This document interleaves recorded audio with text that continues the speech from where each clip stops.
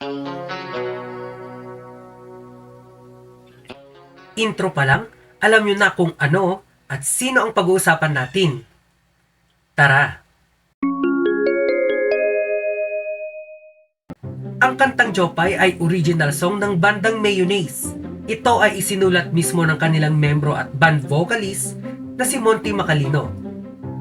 Ang kantang ito ay alay sa isang babaeng membro ng sikat na female dance group dito sa Pilipinas, ang Sex Bomb Dancers, na kinabibilangan ni Jopay.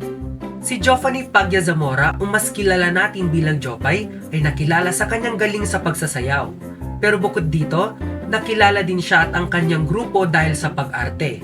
At mas nakilala sila dahil sa series ng Day 7 na naging parte ng nooy drama-rama sa hapon ng GMA7. Napabilang din si Jopay sa Lenten Special ng Itbulaga, kung saan ito nakita ng bukalista na umaarte at umiiyak, kung saan niya napagdesisyonan na isulat ang kanta. Matapos magawa at ma-record ng bandang Mayonnaise ang kantang Jopay, personal nilang ipinaalam at ipinaabot ang demo tape sa dancer sa Broadway Centrum kung saan ito nagpe-perform.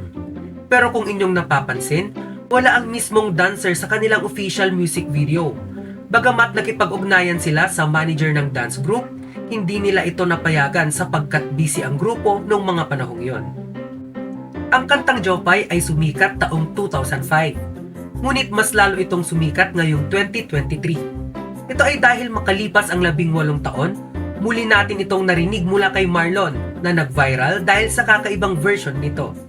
Huwag ka na mawala, huwag ka na mawala,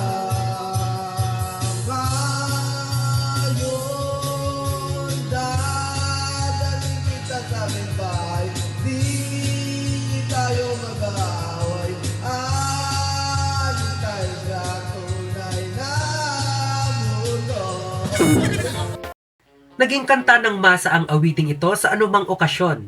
Lahat tayo ay na LSS, maging ako ay nakipagsabayan sa kasikatan nito. Sa katunayan, isa sa mga alaga kong aso ay pinangalanan kong Jopay. Inyong nasaksihan ang kwentong may butil ng kaalaman. Patuloy na subaybayan ang susunod na mga kwentong mapupulutan pa natin ng mga aral. Ako po si Brian Narito at ito ang Inside Job Trivia.